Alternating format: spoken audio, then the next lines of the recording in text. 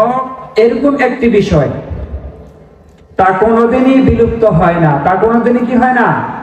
বিলুপ্ত হয় না। বাতিল যত বড় শক্তিশালী হোক না কেন, যত মানুষ নিয়ে আসুক না কেন, তাদের ভিতরে ভয় থাকে এবং একটা সময় তারাই পরাজিত হয়। ঠিক কিনা ভাইরা আমার? আল্লাহ রাব্বুল আলামিন হকের পক্ষে আছেন। এই হক, এই সত্য কখনো পরাজিত হয় না, পরাজিত হওয়ারও না। ঠিক কিনা? বাতিল সবসময় পরাজিত হয়েছে, পরাজিত হবে কিয়ামত পর্যন্ত।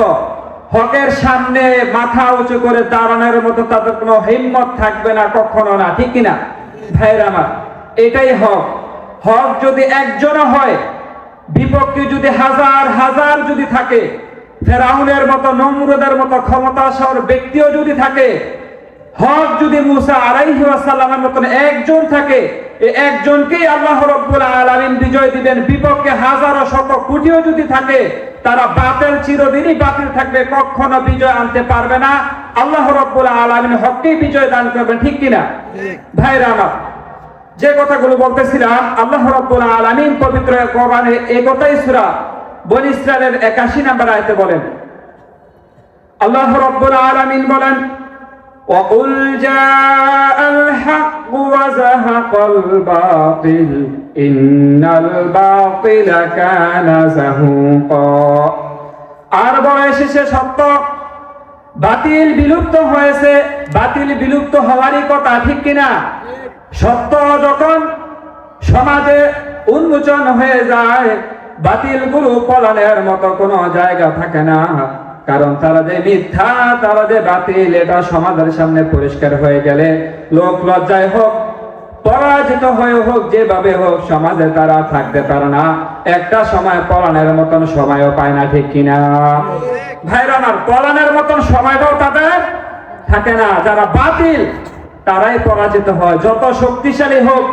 বলেছিল না অনেকে, আমরা এরকম শক্তিশালী, আমাদেরকে ক্ষমতার চেয়ার থেকে নামানোর মতন কেউ নাই। ভাইরা আমার, আল্লাহ রাব্বুল আলামিন হক তৌহিদি জনতার মাধ্যমে পাঠিয়ে দিলেন।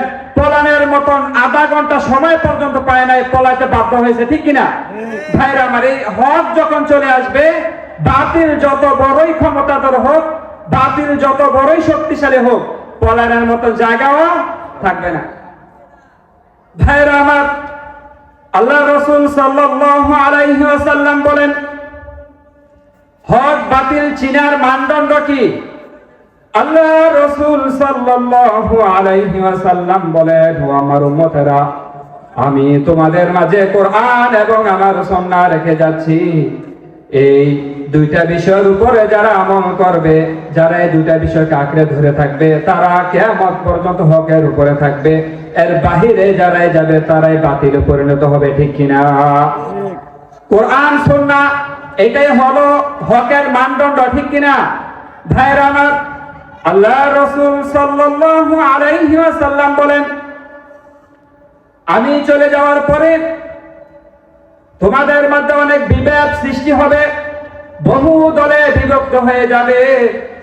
বনী ইসরাইল যেরকম 72 দলে বিভক্ত হয়েছিল, আমার উম্মতের মধ্যে 73টা দল হবে। কয়টা দল বলেন? কয়টা? 73টা দল হবে। এর মধ্যে থেকে 72টা দল বাতিল হবে, 72টা দল জাহান্নামে যাবে। একমাত্র একটি দল জান্নাতে যাবে, তারা হকের উপরে থাকবে। সাহাবায়ে কেরাম বলেন, ও আল্লাহর রাসূল, সে একটি যে দল জান্নাতে যাবে, যারা হকের উপরে থাকবে, তাদের চিনবো আমরা কি করে?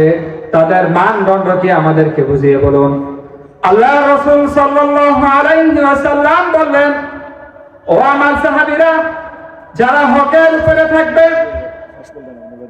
তাদের মানদণ্ড হলো আমার আল্লাহ রাব্বুল আলামিনের কোরআন, আমার সুন্নাহ এবং খেলাফত প্রাপ্ত সাহাবীদের সুন্নাহ যারা আঁকড়ে ধরবে, সাহাবায়ে কেরামের অনুসরণ করবে, আমার সুন্নতের অনুসরণ করবে, কোরআনের অনুসরণ করবে, তারাই হকের ভিতরে থাকবে।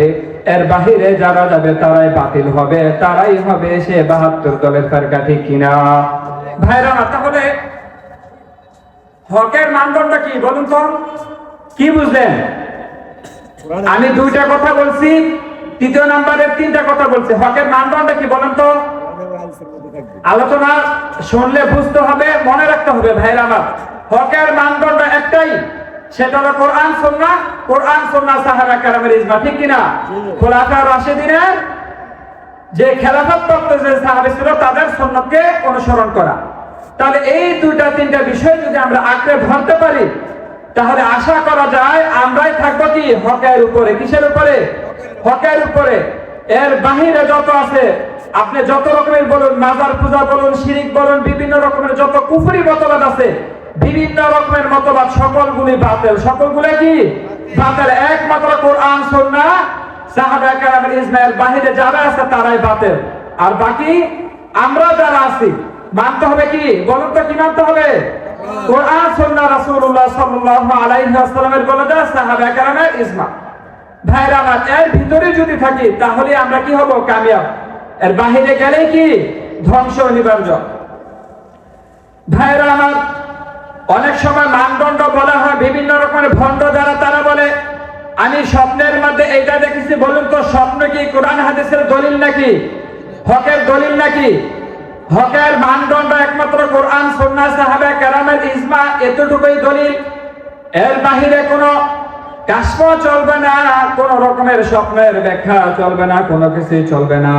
এগুলো যারা বলে সাধারণ মানুষের ইমানগুলো হরণ করার জন্য বিভিন্ন সময় বিভিন্ন মতবাদ দিয়ে তাদের ইমানগুলো নষ্ট করে। বলুন ঠিক কিনা ভাইরা আমার? তাহলে সাধারণ মানুষ চিনবে কি করে, বুঝবে কি করে? সাধারণ মানুষগুলো চিনার জন্য একটাই মাত্র রাস্তা, সেটা হলো হক্কানি আলেম ওলামাদের পথ অনুসরণ করে। বলুন ঠিক কিনা? হকপন্থী আলেম, হক্কানি আলেম ওলামা যারা আছে, যারা সঠিক কথা সমাজে রাষ্ট্রে বলে বেড়ায়, হকের উপরে থাকে, হক কথা বলে, তারাই হলো সাধারণ মানুষের জন্য অনুকরণীয়, অনুসরণীয়। তারা যদি হক্কানি আলেম ওলামাদের অনুসরণ করে, আশা করা যায় তারাও হকের ভিতরে থাকবে। বলুন ঠিক কিনা? হক্কানি আলেম ওলামাগণ যারা আছে তাদের অনুসরণ করা, তাদের কি করা? অনুসরণ করা। সাধারণ মানুষ তো বুঝবে না কোনটা সঠিক, কোনটা ভালো, কোনটা মন্দ। বুঝবে না। বুঝবে কি করে? এজন্য একজন হক্কানি আলেম ওলামা যারা আছে তাদের অনুসরণ করা, তাদের কি করা? ভাইরা আমার, তাদের অনুসরণ করলে আশা করা যায় আমরা হকের ভিতরে কি থাকবো। ভাইরা আমার, এই হককে নিভানোর জন্য বিভিন্ন সময়ে বড় বড় কাফের গোষ্ঠী, বড় বড় কাফেররা বহু চেষ্টা করেছে, কিন্তু আল্লাহ রাব্বুল আলামিনের হক সত্য, যে হক সত্য আছে তাকে কোনোদিন নিভাতে পারবে নাকি? বলুন তো, পারবে নাকি? তা কখনো নিভাতে পারবে না, যত চেষ্টা করুক। আল্লাহ রাব্বুল আলামিন পবিত্র কোরআনে বলে, ইউরিদুনা লিইউকফিউ নূরাল্লাহি বিআফওয়াহিহিম ওয়াল্লাহু মুতিম্মু নূরিহি ওয়ালাউ কারিহাল কাফিরুন। আল্লাহ রাব্বুল আলামিন বলেন, তারা তাদের ফু দিয়ে আল্লাহ রাব্বুল আলামিনের নূরকে, হককে নিভিয়ে দিতে চায়, কিন্তু আল্লাহ রাব্বুল আলামিন তার নূরকে পরিপূর্ণ করবেন। যদিও কাফেররা কখনো সফল হবে না, তারাই ধ্বংস হবে। যত চেষ্টাই করুক তারা হককে নিভাতে পারবে না। হক যদি একজনের দিকেও থাকে, একজনও যদি হকের উপরে থাকে, আল্লাহ রাব্বুল আলামিন সে একজনের মাধ্যমে বিজয় দান করে দিবেন। বলুন ঠিক কিনা? যদি হকের পক্ষে একজনও থাকে, কয়জন? একজনও যদি থাকে, সে একজনকে আল্লাহ তাআলা বিজয় দিবেন। বিপক্ষে যদি লক্ষ কোটিও থাকে, তাদের বিজয়ের কোনো সম্ভাবনা নাই। কেন নাই? তারা বাতিল। তারা কি? বাতিল, মিথ্যা। তাদের কোনো জয় নাই। তাদের সারাটা জিন্দেগি কিয়ামত পর্যন্ত আছে শুধু পরাজয় আর পরাজয়। ঠিক কিনা ভাইরা আমার? বাতিল যখন আসে সর্বশক্তি নিয়ে, হাজারো কোটি মানুষ নিয়ে, মানুষের উপর, হকের উপরে ঝাঁপিয়ে পড়ে, আর যারা হকের উপরে থাকে তারা থাকে সাধারণ, দুর্বল। ঠিক কিনা? অবশেষে দেখা যায় আল্লাহ রাব্বুল আলামিন সে দুর্বল যারা হকের উপরে থাকে তাদেরকেই আল্লাহ রাব্বুল আলামিন বিজয় দান করেন। আর ওই যে হাজারো কোটি লক্ষ জনতা নিয়ে আসে বাতিল, এবং সর্বশক্তি নিয়ে আসে আল্লাহ রাব্বুল আলামিন, তাদেরকে সাধারণ মানুষের সামনে পরাজিত করে দেন। ঠিক কিনা? তারাই পরাজিত হবে। কারা পরাজিত হয়? বাতিলরা। বলেন কারা পরাজিত হয়? আলোচনা বুঝতে হবে তো। হকের কোনো পরাজয় আছে নাকি? কিয়ামত পর্যন্ত হকের কোনো পরাজয় নাই। ভাইরা আমার, বাতিল যখন নমরুদের রূপ ধারণ করে এসেছে, চতুর্দিকে যখন অত্যাচার শুরু করে দিয়েছে, ইব্রাহিম আলাইহিস সালাম একজন মাত্র ব্যক্তি যিনি তাওহীদের উপর বিশ্বাসী ছিলেন, আল্লাহ তাআলা নবুয়ত দিলেন। ইব্রাহিম আলাইহিস সালাম হকের দাওয়াত নিয়ে দাঁড়িয়ে গেলেন। আল্লাহ রাব্বুল আলামিন নমরুদের রাজত্ব সহ যা কিছু আছে সকল কিছু ইব্রাহিম আলাইহিস সালামের মাধ্যমে ধ্বংস করে দিলেন, পরাজিত করে দিলেন। আর যে একজন ইব্রাহিম আলাইহিস সালাম কি বিজয় দান করে দিলেন। সুবহানাল্লাহ। কয়জন ছিল? একজন ছিল।